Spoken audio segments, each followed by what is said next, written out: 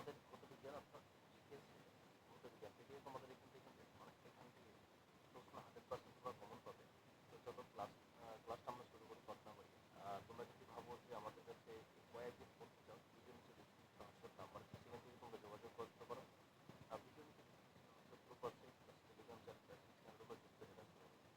তো চলো, আমাদের পরীক্ষা পর্যন্ত 149 টাকাতে তোমরা কিন্তু অ্যাডমিশন হতে পারবে, ঠিক আছে? অর্থাৎ 150 টাকা। এখান থেকে তোমরা জীবন বিজ্ঞান, ভৌত বিজ্ঞান, ইংরেজি, অঙ্ক সব নোটস পাবে। ইতিহাস যেগুলো থাকে এ টু জেড সব নোটস পাবে। তো চলো, এখান থেকে তোমাদের প্রশ্ন আছে। প্রথম প্রশ্ন দেখো, নিউটনের প্রথম গতিসূত্র থেকে জানা যায়। তাহলে নিউটনের এই যে প্রথম গতিসূত্র থেকে জানা যায়, খুব ভেরি ভেরি ইম্পর্টেন্ট প্রশ্ন। এখান থেকে এই চ্যাপ্টার থেকে প্রশ্ন 100% তোমরা পাবে।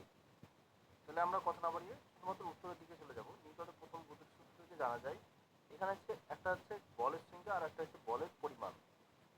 তাহলে এই দুটোর মধ্যে একটা কনফিউজ হয়, ঠিক আছে? তাহলে এখানে কি বলের সংজ্ঞা, তাহলে বলের সংজ্ঞা থেকে নিউটনের প্রথম গতিসূত্র থেকে জানা যায়, ঠিক আছে? মনে রাখবে যে নিউটনের প্রথম গতিসূত্র থেকে কি জানা যায়, বলের সংজ্ঞা। তারপর এই প্রশ্ন, আরেকটা প্রশ্ন দেখো কি আছে, বল পরিমাপের সমীকরণ পাওয়া যায় নিউটনের কোন গতিসূত্র থেকে, ঠিক আছে? এখানে দেখো নিউটনের প্রথম গতিসূত্র থেকে, কারণ আর এখানে দ্বিতীয় আছে, তৃতীয় আছে, না আর্কিমিডিসের পরীক্ষা থেকে। তাহলে বলের পরিমাপ হচ্ছে, বলের সংজ্ঞা পাওয়া যায় প্রথম গতিসূত্র থেকে।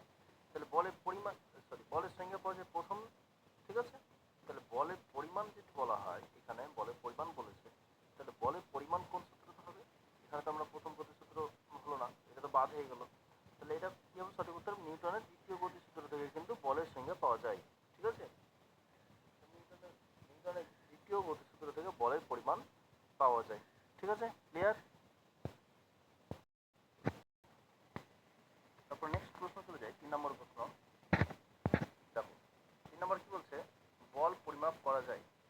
তাহলে বল পরিমাপ করা যায় কিসের সাহায্যে? এখানে প্রশ্ন উত্তর হবে কি, দেখো 1 নম্বর আছে তুলা যন্ত্রের সাহায্যে, 2 নম্বর ব্যারোমিটার সাহায্যে, 3 তুলা যন্ত্রের সাহায্যে, থার্মোমিটারের সাহায্যে। খুব ইম্পর্টেন্ট প্রশ্ন এগুলো, রেয়ার প্রশ্ন, এগুলো তোমাদের কমন পাওয়ার 100% চান্স আছে।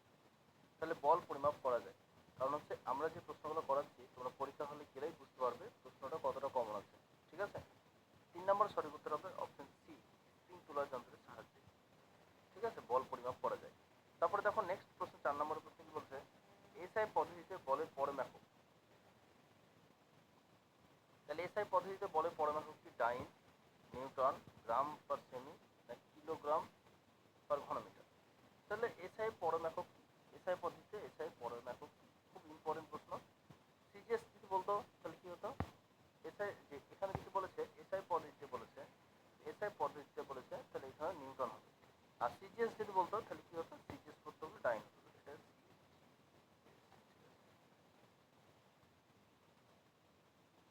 সিজিএস বলে এটা হতো, ঠিক আছে? তারপর নেক্সট আরেকটা প্রশ্ন আছে, খুব ইম্পর্টেন্ট। 1 কেজি ভরে কোনো বস্তুকে পৃথিবীর যে বল দ্বারা আকর্ষণ করে তার নাম। তাহলে 1 কেজি ভরে কোনো বস্তুকে পৃথিবীর যে বল দ্বারা আকর্ষণ করে তার নাম, 1 নিউটন, 5 নিউটন, 9.8 নিউটন। খুব ইম্পর্টেন্ট প্রশ্ন। 1 কেজি ভরে কোনো বস্তুকে পৃথিবীর যে বল দ্বারা আকর্ষণ করে তার নাম। 5 নম্বর সঠিক উত্তর কোনটা হবে? অপশন ডি, 9.8 নিউটন, ঠিক আছে?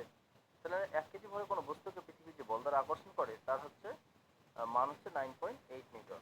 তাহলে 9.8 নিউটন সমান 1 কেজি ভরে কোনো বস্তু, ঠিক আছে? তারপর নেক্সট প্রশ্ন চলে যায়।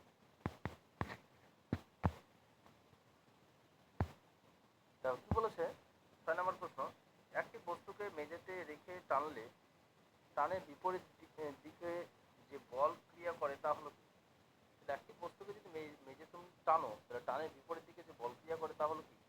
এখানে ঘর্ষণ বল, অভিকর্ষ বল, মহাকর্ষ বল, এটি কোনোটিই নয়। খুব ইম্পর্টেন্ট প্রশ্ন, 6 নম্বরে খুব সুন্দর প্রশ্ন। তাহলে এটা হচ্ছে একটা ঘর্ষণ বল। ঘর্ষণের জন্য কি হয়, বাধা সৃষ্টি হয়, ঠিক আছে? আর ঘর্ষণ যদি না হয় তাহলে বাধা কিন্তু সৃষ্টি হয় না। তাহলে একটি বস্তুকে মেঝেতে রেখে টানলে টানের বিপরীত দিকে যে বল ক্রিয়া করে তা হচ্ছে কি, ঘর্ষণ বল। তারপর নেক্সট প্রশ্ন দেখো কি আছে, টেবিলের উপর রাখা একটি স্থির বস্তুকে যদি টানা হয় তাহলে ঘর্ষণের বলে মান হবে। তা টেবিলের উপরে রাখা একটি স্থির বস্তুকে যদি টানা হয় তাহলে তার ঘর্ষণ বল হবে।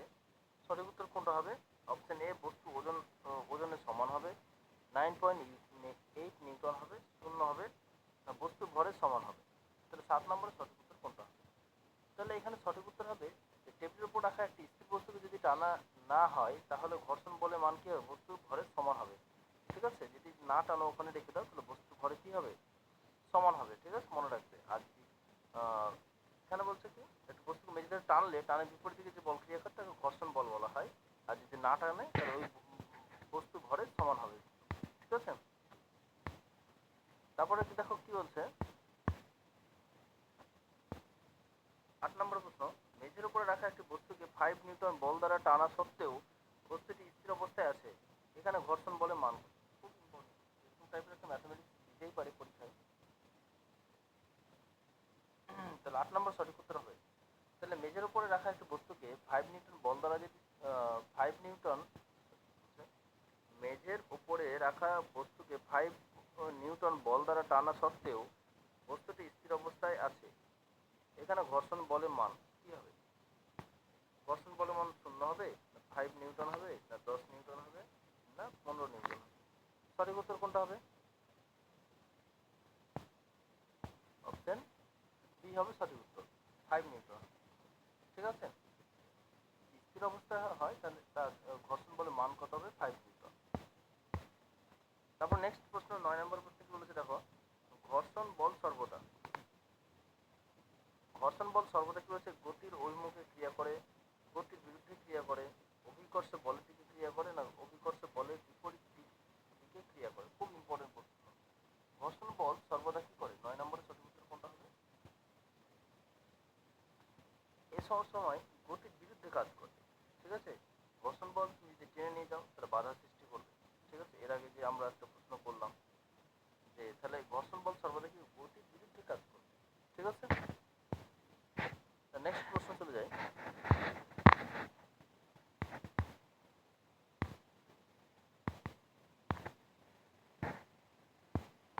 দেখো কি বলেছে 10 নম্বর প্রশ্ন, কোন পদার্থের একক আয়তন ভরের বলে, কোন পদার্থের একক আয়তনের ভরকে বলে, সরি, কোন পদার্থের একক আয়তনের ভরকে কি বলে? খুব ইম্পর্টেন্ট প্রশ্ন। কোন পদার্থের একক আয়তনের ভরকে কি বলা হয়? ওই পদার্থের ঘনত্ব বলা হয়, না বলছে ওই পদার্থের ওজন বলা হয়, ওই পদার্থের চাপ বলা হয়, না ওই পদার্থের আপেক্ষিক গুরুত্ব বলা হয়? 10 নম্বর সঠিক উত্তর কোনটা? তো এখানে সঠিক উত্তর হবে অপশন ওই পদার্থের ঘনত্ব বলা হয়। কোন পদার্থের একক আয়তনের ভরকে কি বলা হয়? একক আয়তনের ভরকে পদার্থের ঘনত্ব বলা হয়। খুব নেক্সট প্রশ্ন, খুব ইম্পর্টেন্ট প্রশ্ন, 11 নম্বর প্রশ্ন। সিজিএস পদ্ধতিতে ঘনত্বের একক, তাহলে সিজিএস পদ্ধতিতে ঘনত্বের একক কি? তাহলে এখানে দেখো কি আছে, কিলোগ্রাম ঘনমিটার না কিলোগ্রাম কিলোগ্রাম ঘনসেমি না গ্রাম ঘনসেমি না গ্রাম ঘনমিটার? সঠিক উত্তর কোনটা হবে? 11 নম্বর সঠিক উত্তর, 11 নম্বর সি সঠিক উত্তর হবে গ্রাম ঘনসেমি। তাহলে সিজিএস পদ্ধতিতে ঘনত্বের একক হচ্ছে গ্রাম ঘনসেমি। খুব ইম্পর্টেন্ট প্রশ্ন। তারপর নেক্সট প্রশ্ন কি আছে দেখো, জলের ঘনত্ব। জলের ঘনত্ব কি? 10 গ্রাম ঘনসেমি, 0.5 গ্রাম ঘনসেমি, 1.5 গ্রাম ঘনসেমি না 1 গ্রাম ঘনসেমি? তাহলে 12 নম্বর সঠিক উত্তর কোনটা হবে? জলের ঘনত্ব কি? সঠিক উত্তর 1 গ্রাম। এখানে সঠিক উত্তর হবে 1 গ্রাম ঘনসেমি। ঠিক আছে, তাহলে জলের ঘনত্ব কি? 1 গ্রাম ঘনসেমি। খুব ইম্পর্টেন্ট প্রশ্ন যে জলের ঘনত্ব কি? 1 গ্রাম পার ঘনসেমি। তারপরে নেক্সট প্রশ্ন দেখো 13 নম্বর প্রশ্ন কি বলেছে, সরষের তেল জলে ভাসে কারণ জল অপেক্ষাকৃত সরষের তেলের ঘনত্ব কি?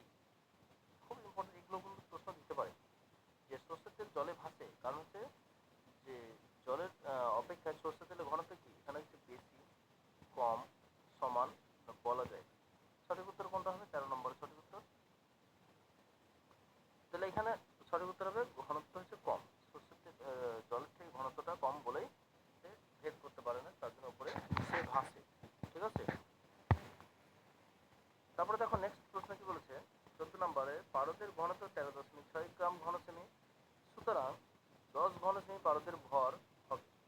তাহলে পারদের ভর 13.6 গ্রাম ঘনসেমি, সুতরাং 10 ঘনসেমি পারদের ভর কত হবে? ঠিক আছে, 14 নম্বর সঠিক উত্তর কোনটা হবে? তাহলে এটার সঙ্গে এটা গুণ করে দিতে হবে, ঠিক আছে?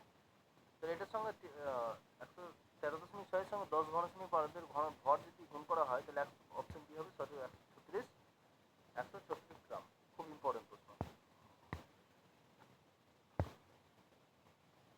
তারপরে দেখো ১০০০ ঘনসেমি জলের ভর হলো ১০০০ ঘনসেমি জলের ভর হলো কি? ১৫ নম্বরের সঠিক উত্তর কোনটা? তো ১৫ নম্বরের সঠিক উত্তর অপশন ১০০০ গ্রাম।